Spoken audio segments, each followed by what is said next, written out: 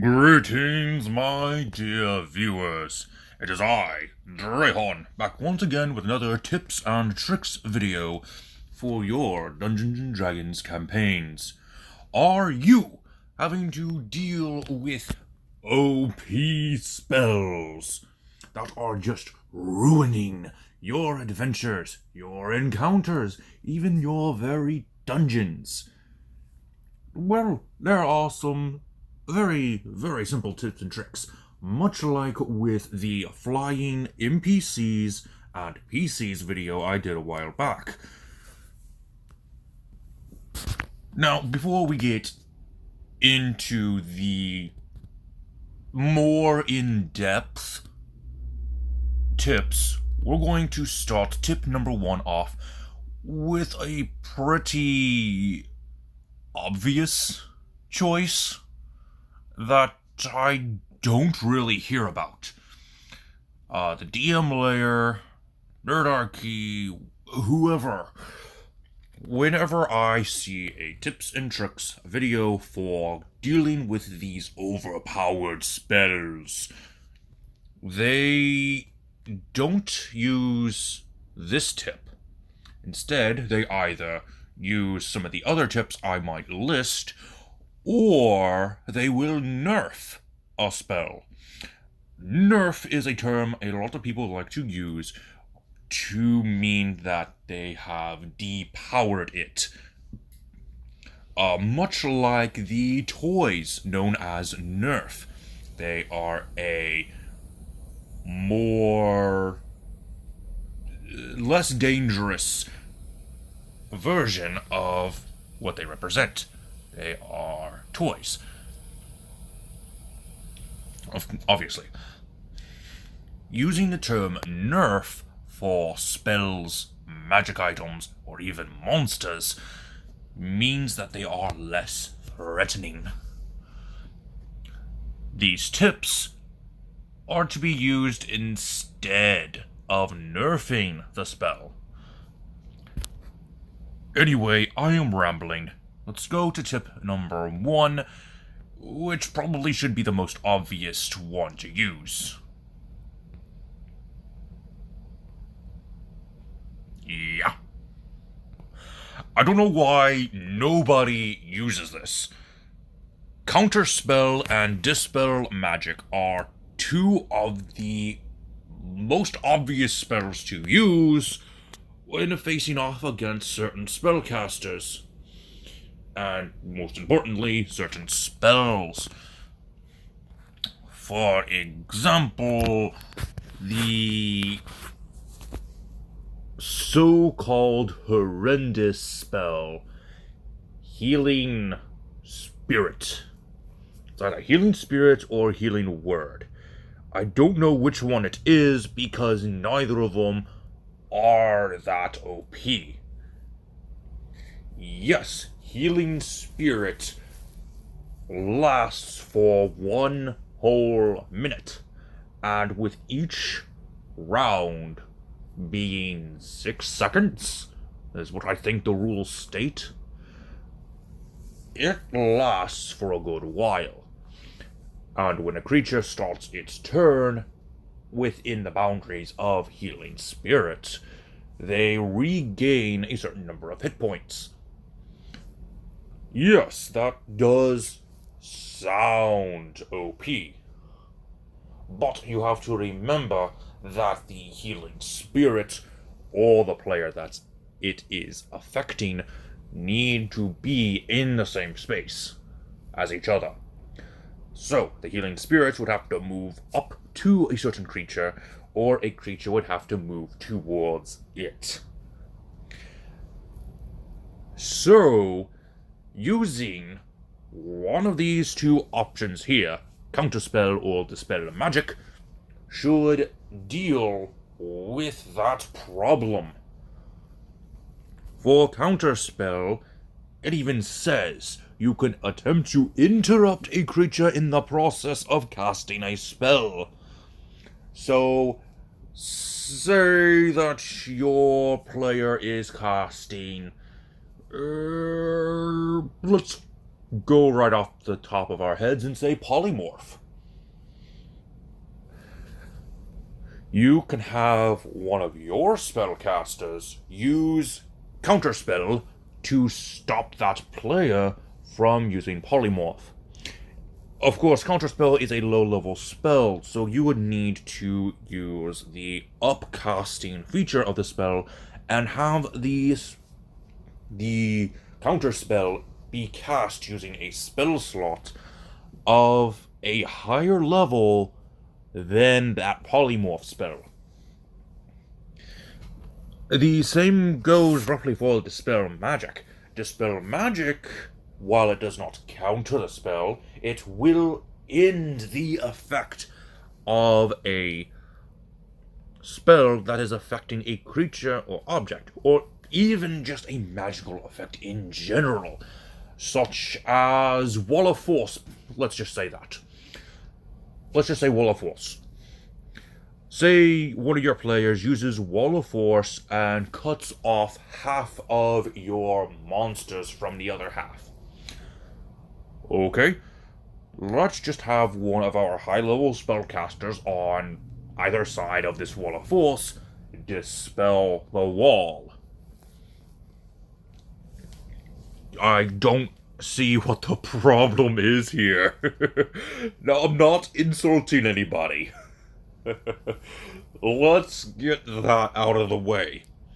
I am not insulting anyone. I'm just saying that I do not hear this particular tip come up in any way. Nobody talks about, oh, let's just go ahead and counter your spell. Or how about we just say no to your spell? Oh, you cast darkness on me? Not anymore. Dispel it. I actually used both of these spells, in the story for my Fallen Gods builds. The Lolth video, to be more precise.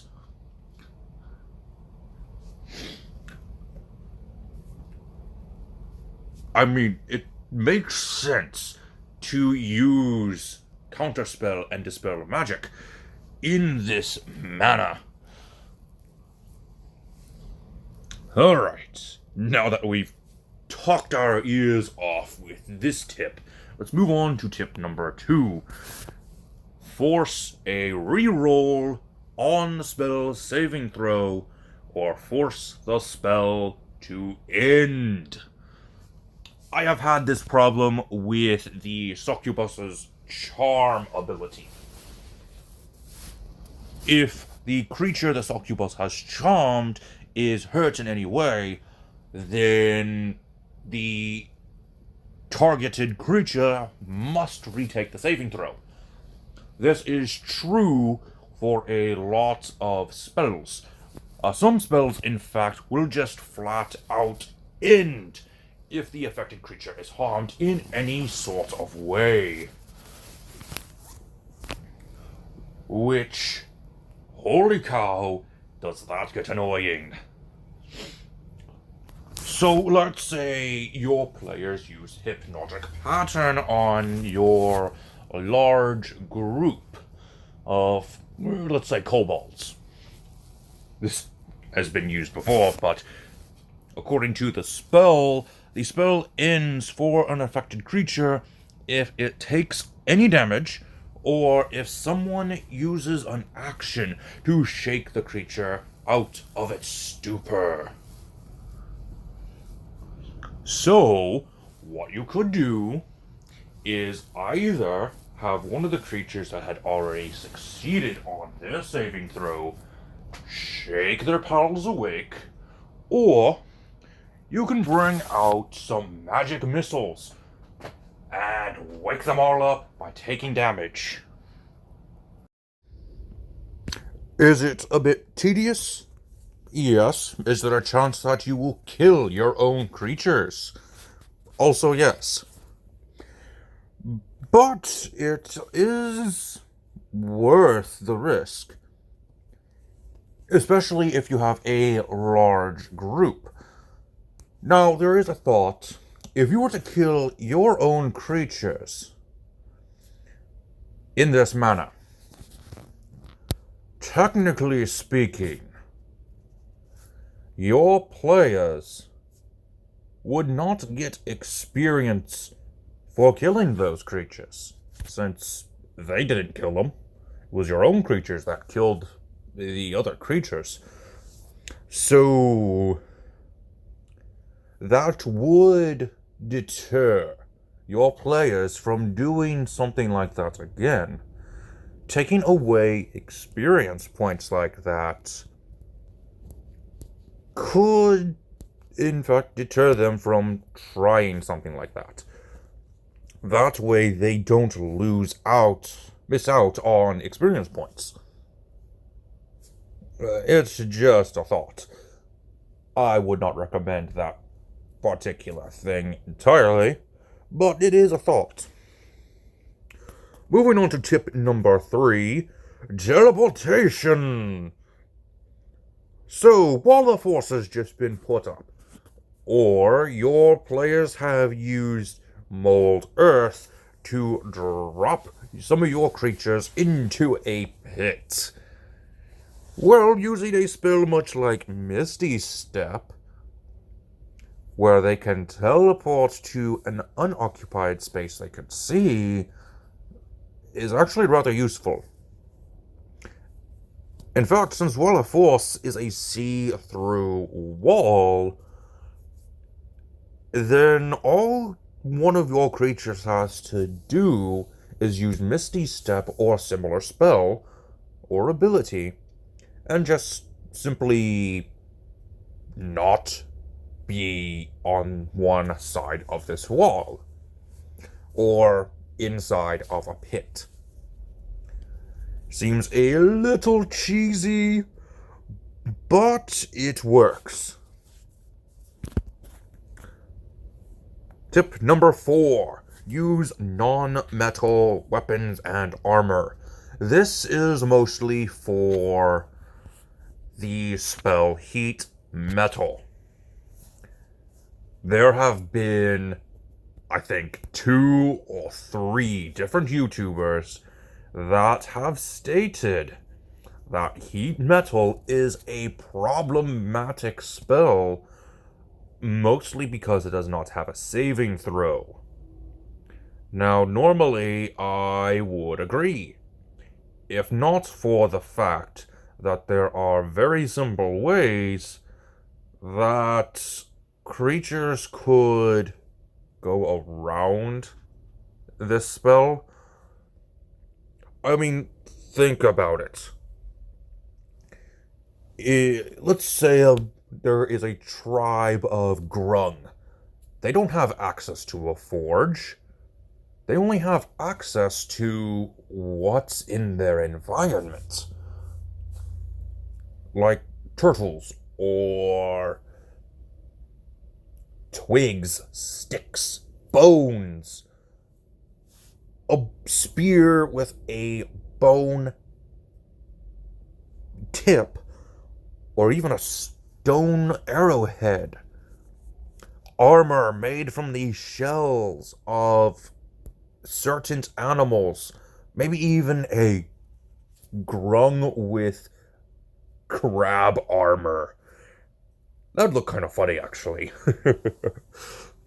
I have mentioned this in the DM Layers video. I commented on his video saying that heat metal wasn't actually a problem when you could have certain NPCs have their armor be modified to where they can either A, easily take off their armor, like how it is mentioned in a book known as the Armorer's Handbook. I don't know the exact name of it, but they have certain modifications to where it would be easier to doff armor. Now, yes, not a lot of NPCs would have access to those items. to be able to easily doff armor. However, one thing that is easily acquirable are materials that aren't made of metal, such as a giant snapping turtle from Tomb of Annihilation, or the skull of a Triceratops. That can be used. Stegosaurus spines.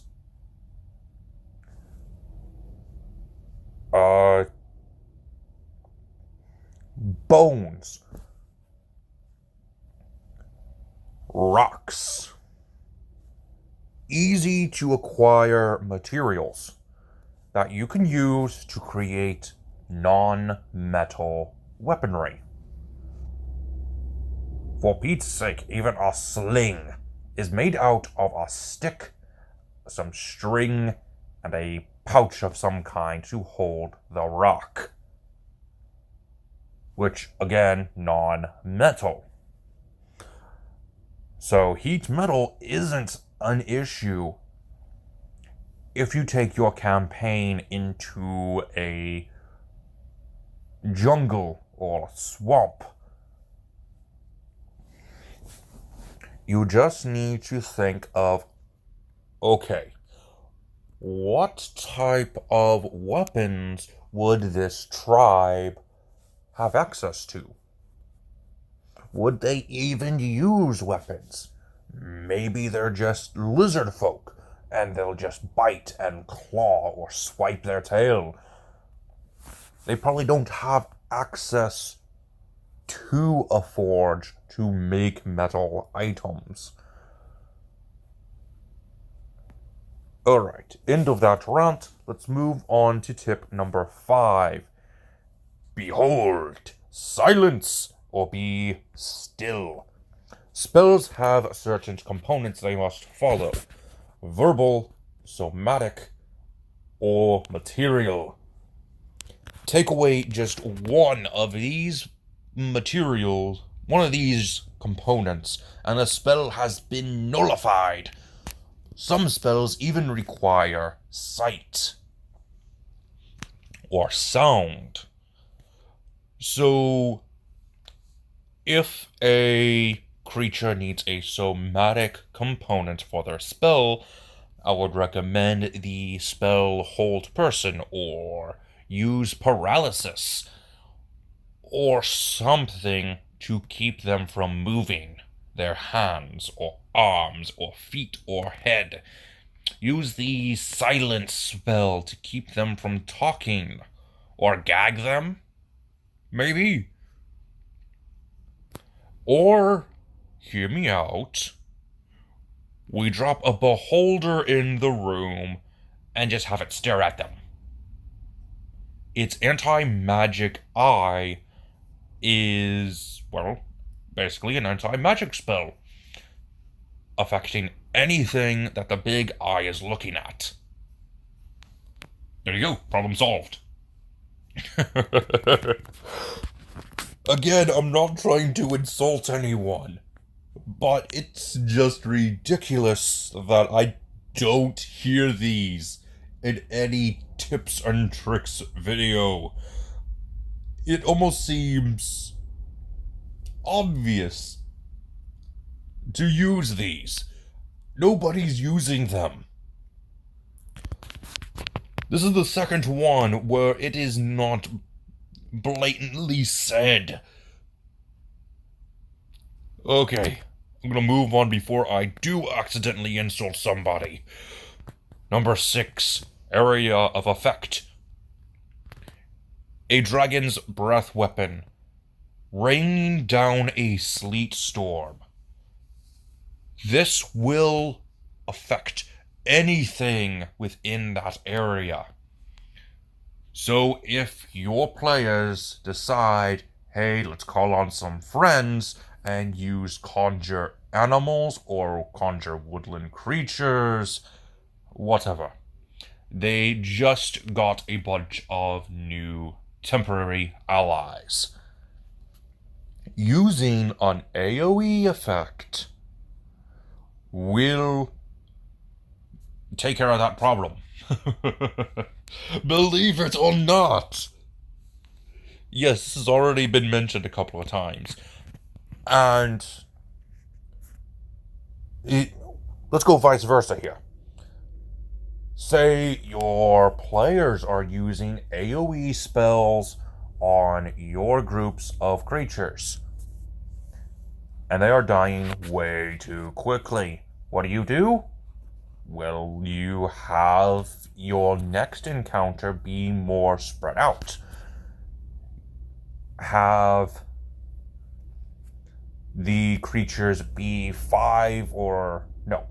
10, 15, 20 foot apart, to make sure only 1 or 2, maybe 3 creatures are caught in the area of effect, but not all of them. And if you're talking about an army from a certain city, then most likely the generals of those armies would know that the enemy that's been killing them is using these techniques against them. So they do a different battle formation. This has also been said in other videos, so this is nothing new. Tip number 7, immunities and resistances. Now, this has been mentioned in a couple of other YouTubers' videos, but it needs to be mentioned again, I'm sure. The DM layer has actually said this. If your boss monster does not have legendary resistances, the ability to say they automatically succeed on a saving throw even if they failed, they should have at least 1 legendary resistance, if not multiple. I agree with him. It makes sense to have certain resistances, or certain immunities, in fact. Say a red dragon. Fire does not affect them that much, if at all.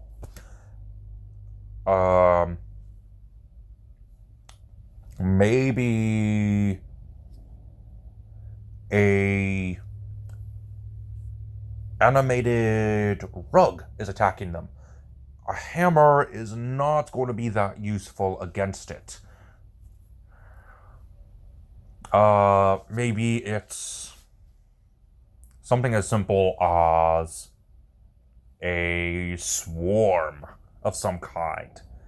You're not going to be able to affect it with certain conditions while it's a swarm.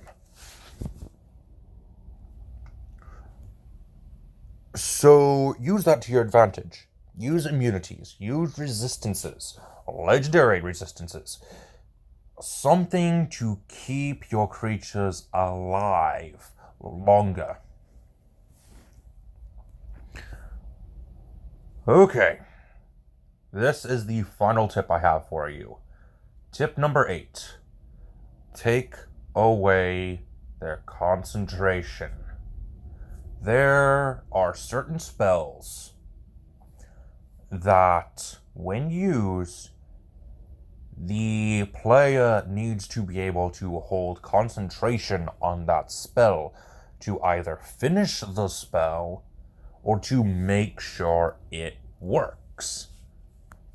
So, if you had your creatures focus fire on that spellcaster, which I am sure that, let's say, something like banishment happens on their general.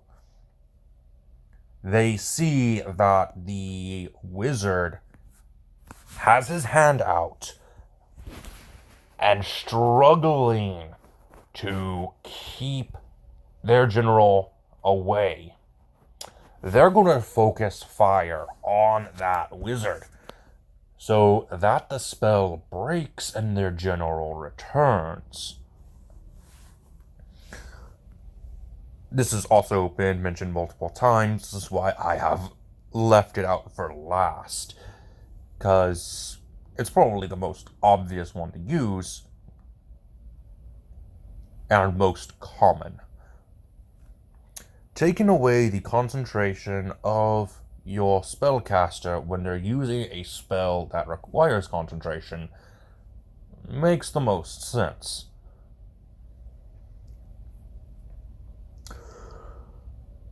Okay, my dear viewers, I think that's all I've got for you today. This is just one of those quick videos where I just talk about what I'm thinking, say what's on my mind. I didn't really have anything else planned for today, so I decided, hey, why not? There are 1 or 2 videos like this. Let's go ahead and shoot our own thoughts. Anyways, I hope you enjoyed. Until next time, this has been Drehan, and I am offline.